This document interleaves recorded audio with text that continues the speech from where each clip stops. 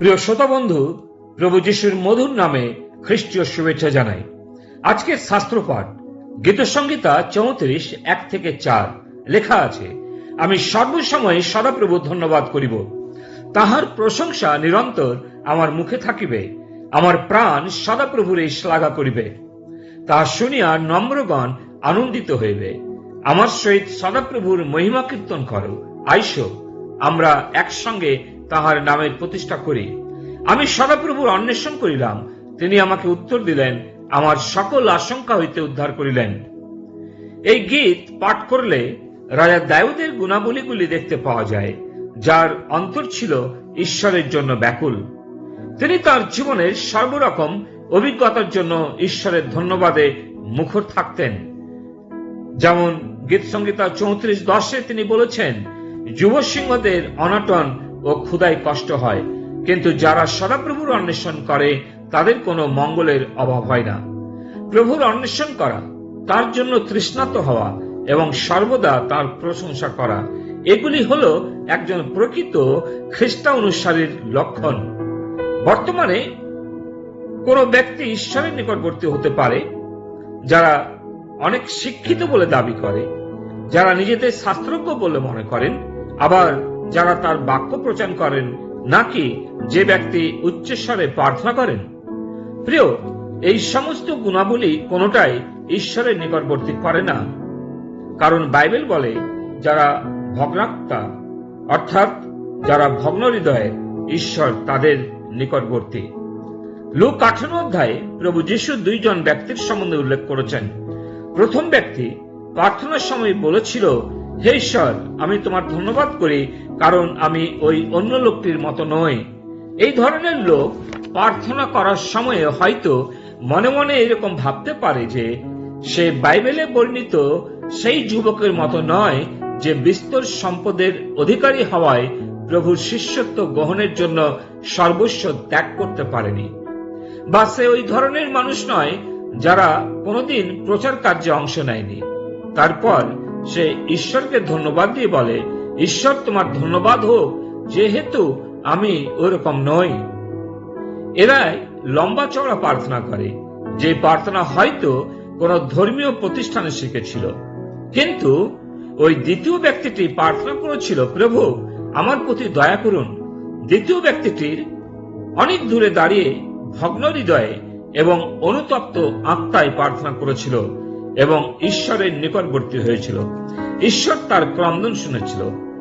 হে ঈশ্বর, তুমি জানো যে আমি ব্যর্থ হয়েছি, তুমি জানো আমি অসাধু এবং আমার কোনো মূল্য নেই, আমি পাপী, আমার প্রতি দয়া করো। হৃদয়ে অনুতপ্ত এই মানুষটিকে ঈশ্বর ধার্মিক গণিত করলেন। অতএব প্রিয়, যখন আমরা ভগ্ন হৃদয় নিয়ে ঈশ্বরের সামনে এলে তিনি আমাদের গ্রহণ করেন, আমাদের প্রার্থনা শোনেন ও আশীর্বাদ দেন। অনেকে আজ নিজের কাজের উপর ভিত্তি করে এবং চিন্তা করে ঈশ্বরের আশীর্বাদ আশা করেন, কিন্তু আশীর্বাদ কেবলমাত্র ঈশ্বরের চিন্তা অনুযায়ী আসে, মানুষের চিন্তা অনুযায়ী আসে না। সাধু পৌল গালাতীয় বিশ্বাসীদের উদ্দেশ্য করে লিখেছিলেন, তোমরা আত্মায় শুরু করে কি মাংসে শেষ করতে চাও? হ্যাঁ, আজও অনেকে এইভাবে কাজ শেষ করতে চায়। অনুগ্রহেই পরিত্রাণ হয়েছে, কিন্তু এখন এই খ্রিস্টীয় জীবনে আমাকে পরিশ্রম সহকারে তার রক্ষা করে রাখতে হবে। এই ধরনের চিন্তাধারা মারাত্মকভাবে ভ্রান্ত। আমাদের অনুগ্রহে পরিত্রাণ হয়েছে এবং ঈশ্বরের সেই অনুগ্রহের অধীনে থেকে আমাদের সেবা করে যেতে হবে। এটাই একমাত্র পথ। আমাদের পরিত্রাণ কখনো হারাতে পারে না, বা আমাদের পরিত্রাণকে আমরা অন্য কোনো ভাবে পেতে পারি না, কারণ অনুগ্রহে তোমরা পরিত্রাণ প্রাপ্ত হইয়াছ, ইহা তোমাদের হইতে নয়, ইহা তোমাদের কার্যের ফল নয়, যেন কোনো ব্যক্তি ইহাতে শ্লাঘা না করে।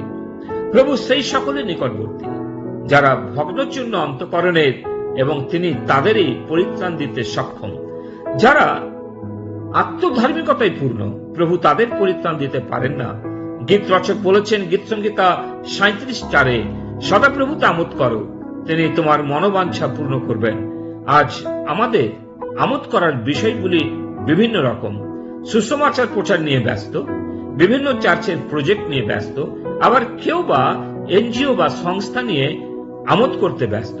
তবে হ্যাঁ, বলতে পারি এই আনন্দ বেশি সময়ের জন্য নয়, অতি অল্প সময়ের মধ্যে এই আমোদ শেষ হয়। এবং মুখ্য কারণ, উক্ত কাজকর্মে ব্যস্ত থাকার জন্য প্রভুর সাথে যে সময় সেটা প্রভুর সাথে কাটানো হয় না, বা প্রভুর সাথে সহভাগিতার সময় কমে যায়। কিন্তু মনে রাখা উচিত, আমাদের ঈশ্বর সগৌরব রক্ষণে উদ্যোগী ঈশ্বর। তিনি তার সেই গৌরব কোনো সংস্থা, কোনো ব্যক্তি বা কোনো কিছুর সাথে ভাগ করে নেবেন না, তা সে যতই আত্মিক হোক না কেন। প্রভু যিশু তার শিষ্যদের বলেছিলেন যোহনের 5:44 পদে, তোমরা কি রূপে বিশ্বাস করিতে পারো? তোমরা তো পরস্পরের নিকটে গৌরব পাওয়ার আশা করছো এবং একমাত্র ঈশ্বর থেকে যে গৌরব আসে তার চেষ্টা করছো না। অতএব প্রিয়, আসুন আমরা মানুষের নিকটে গৌরব পাবার চেষ্টা না করি, কিন্তু সেই ঈশ্বরের আমাদের তার সময়ে তিনি পুরস্কৃত করবেন, যে ঈশ্বর তিনি আমাদেরকে প্রতিজ্ঞা করেছেন। আর তাই আসুন আমরা সেই গীত রচকের মতো বলি, সদাপ্রভুতে আমোদ করো, তিনি তোমার মনোবাঞ্ছা সকল পূর্ণ করবেন। প্রভু তার বাক্যে আশীর্বাদ করুন। পিতা ঈশ্বর, তোমাকে ধন্যবাদ দিই, আমাদের অনুগ্রহ দাও যেন আমরা প্রভু যিশুতে আনন্দ করি। প্রার্থনা প্রভু যিশু তোমার নামে চাই, আমেন।